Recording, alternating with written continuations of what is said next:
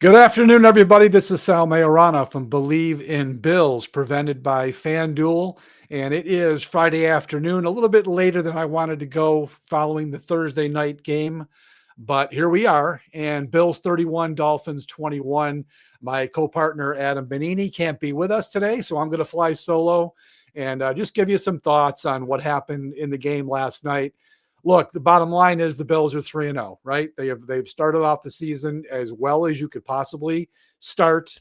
An incredible victory against Baltimore, an easy victory against a bad Jets team.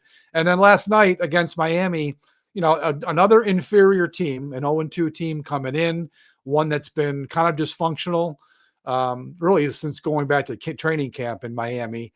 Rumors about Mike McDaniel getting fired. So they come into Buffalo on a short week, and nobody really gave the Dolphins a chance at all of even keeping this thing competitive. And that was certainly not the case.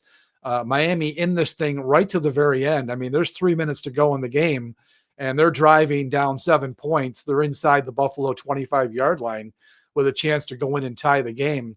And, we all saw what happened. Terrell Bernard made the play of the game, stepped in front of a Tua Tagovailoa pass that he was trying to hit Jalen Waddle on the in cut, and Bernard was there to pick it off.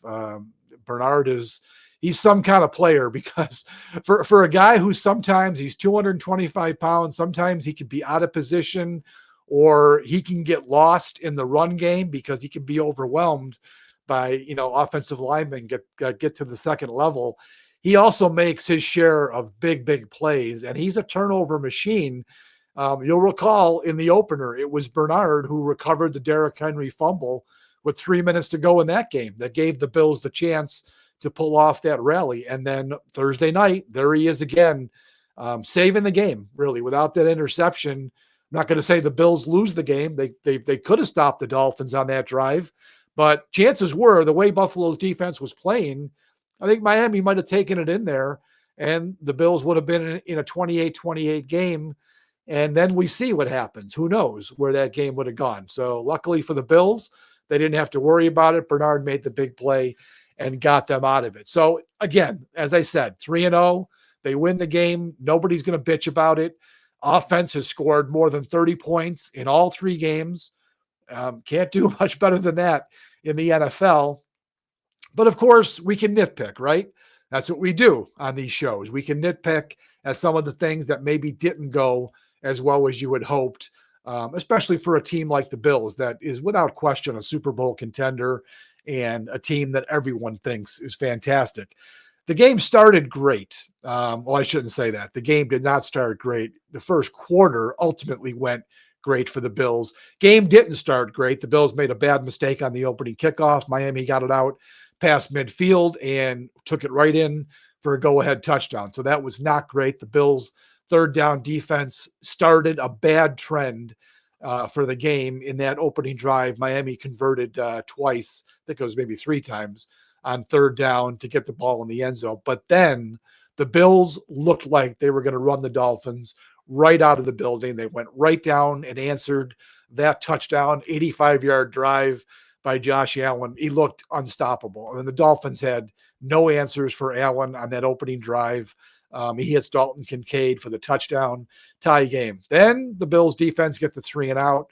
And Buffalo goes right back down the field, scores the second touchdown. Josh Allen with a little flip pass to Jackson Hawes. Miami goes 3 and out on the next possession, and the Bills are right back into the red zone.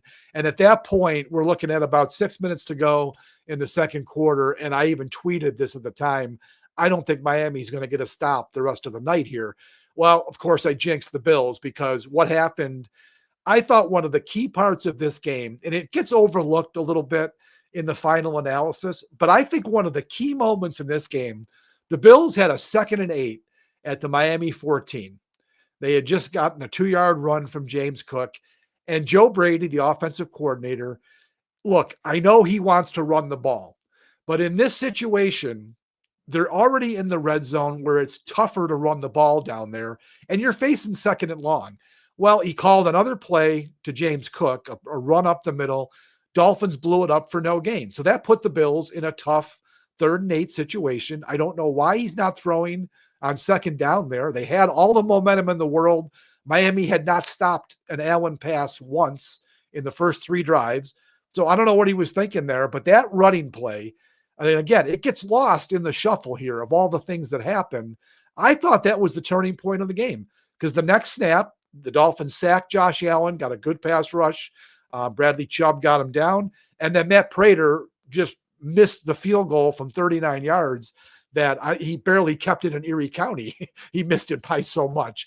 And right there, the game changed. And for the rest of the night, the Dolphins were right in this game. They went right down the field. Just a ridiculous drive for the Bills, that last drive of the first half. Miami converted 5 third downs on that drive. A 3rd and 8, a 3rd and 1, 3rd and 12, 3rd and 10, 3rd and 7. Converted all of those plays. They get the ball in the end zone with 8 seconds to go. And all of a sudden, what should have been maybe a 21-7 game, at minimum a 17-7 game, is 14-14 at the half. And you knew the second half was going to be a struggle for the Bills right there. So I think it was a poor job on that third Buffalo possession to let that one get away. Sean McDermott talked about it too. That's a situation where, there was a misfunction there or a malfunction, and they should have gotten at least the 3 points, came away with nothing there. So a bad job. And like I said, that got Miami right back into the game, allowed them to go on that last drive of the first half to get the score to 14-14. Now the Bills come out, third quarter, went right down the field, regained the lead. And once again, you're thinking, okay, whatever they did at the half, they got things reset. Offense was right back on track. James Cook finished it off. It was a 61-yard drive. He finishes it off with a 2-yard run. They're back in control. Right away, a 3 and out for Miami. And here's a moment where you think, okay, now the Bills are going to put this thing away, just like they did last week against the Jets. They had opportunities to grab control of that game right away, and they did. Now the Bills sort of had a mulligan here, right? They had a second chance to take firm control. Instead, they go 3 and out, and ultimately Miami gets this thing tied up in the fourth quarter because the offense did nothing on the next 2 possessions. So the game is tied early in the fourth quarter at 21-all. I like what the Bills did on the next possession. So they start the ball. They get the ball with 12:18 to go in the game. And they leaned into James Cook. He killed Miami in the first 3 possessions of the game. And then there was a lull.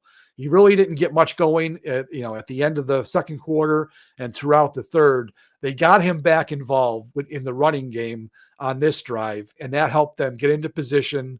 They start moving down the field. But this was the drive too that it stalled. And this was the moment when Zach Sealer, Miami's excellent defensive tackle, committed one of the cardinal sins of this game when he roughed punter Cameron Johnston. Miami had the Bills stopped at midfield after they'd gotten a couple first downs, and they were going to get the ball back with a chance to take the lead. And Sealer plowed into Johnston, gave the Bills an automatic first down. 5 plays later, the ball was in the end zone. Khalil Shakir with a really nice play, a little screen out to the left, scoots it into the end zone. Nice block by Dawson Knox on the perimeter to free him out there. And the Bills had the lead again. And then we get down to, as I said earlier, Terrell Bernard making the big play. I mean, the Dolphins, again, they converted 2 third downs on this possession to get down to I'm looking at the sheet here. They were at the 21-yard line. The 21-yard line with 3:06 to go. And here's where Terrell Bernard stepped up. And this is a play that Miami runs. They had run it earlier in the game, and Bernard recognized it immediately from the formation. He also said that they had seen this in their tape study of the Dolphins. And as soon as Tua dropped back, Bernard saw what was happening on the route concept, and he just jumped the route. It also helped that rookie defensive tackle Deion Walker he won immediately in his rep, got a great pass rush. Now, we all know Tua gets the ball. It's a 3-step drop, and the ball is generally out. He is a first-read quarterback. Everything is done on timing. And on this particular play, Deion Walker won immediately. He beat his guy. He was right into his face. He put his arms up. This is a 6'7" dude who weighs 340 pounds. So it looked to me that Tua had to alter his arm angle a little bit to get it around Deion Walker. In fact, Walker almost tipped the pass. Anyways, Bernard saw what was happening. Tua had to make the little adjustment, and it was just enough for Bernard to jump the route, make the pick, return it 24 yards, and the Bills were golden at that point. Now, there was still some game left, and this is what another key part of this game. The Bills were able to pretty much run the rest of the clock out, and it took some doing. Dalton Kincaid committed a stupid holding penalty on first down. So immediately the Bills were in a 1st and 20 situation, and Miami had a couple of timeouts to use. So they could have gotten the ball back with a little bit of time on the clock where they could have maybe, driven the ball down.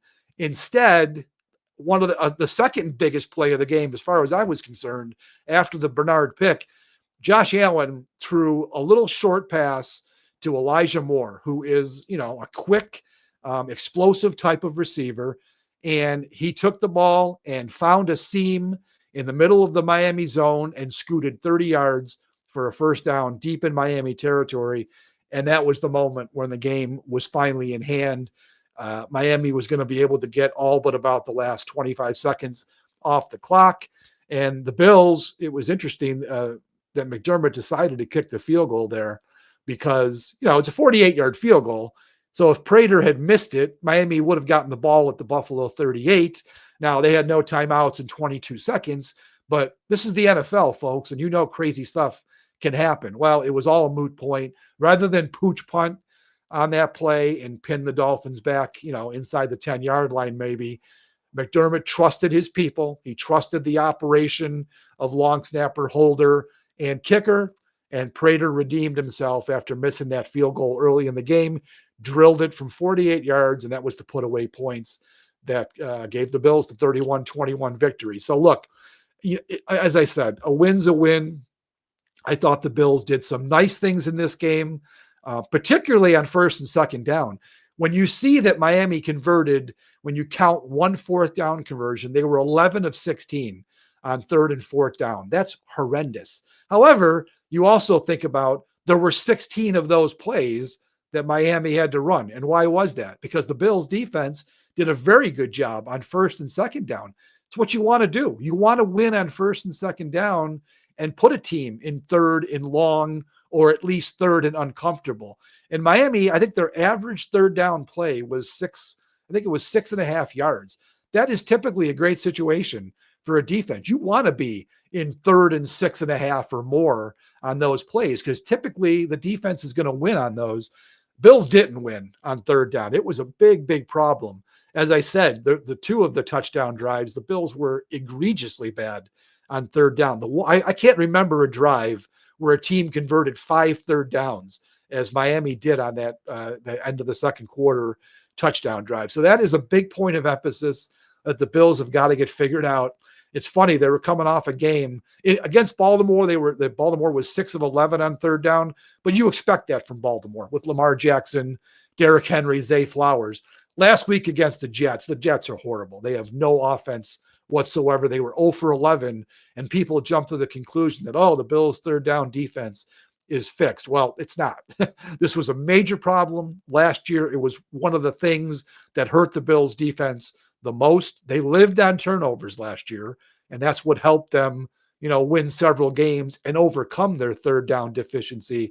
But in this game, those 3rd down problems were right back to the forefront, and the Bills have got to get that figured out, because you are going to lose games if you continue to give these teams these opportunities to extend drives. Not only do they extend the drive, but that just keeps Josh Allen and the Buffalo offense off the field for longer periods of time. And the Bills don't want to do that.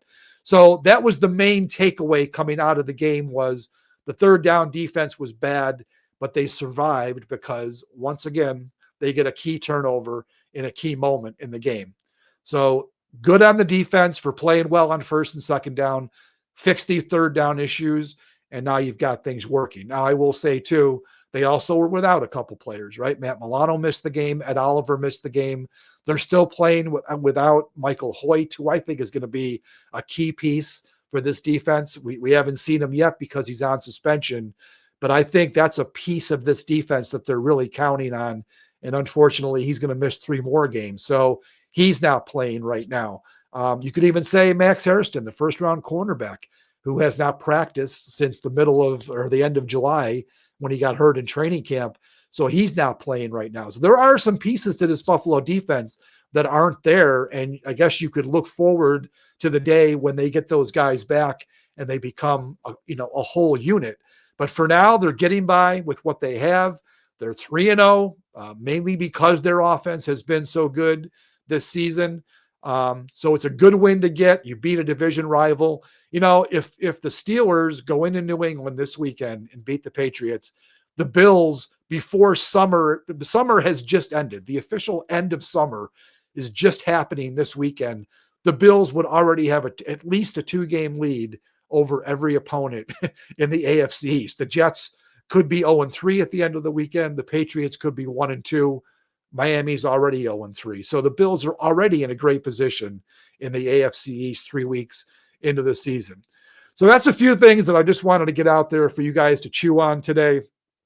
Sorry for the lateness of the Friday afternoon taping, but there you have it. Now the Bills get a nice little break. The worst part about the Thursday games is that you play so quickly. The Bills had 1 practice last week. They had 2 walkthroughs, but 1 practice. So they were fortunate the game is at home because that always helps on Thursday.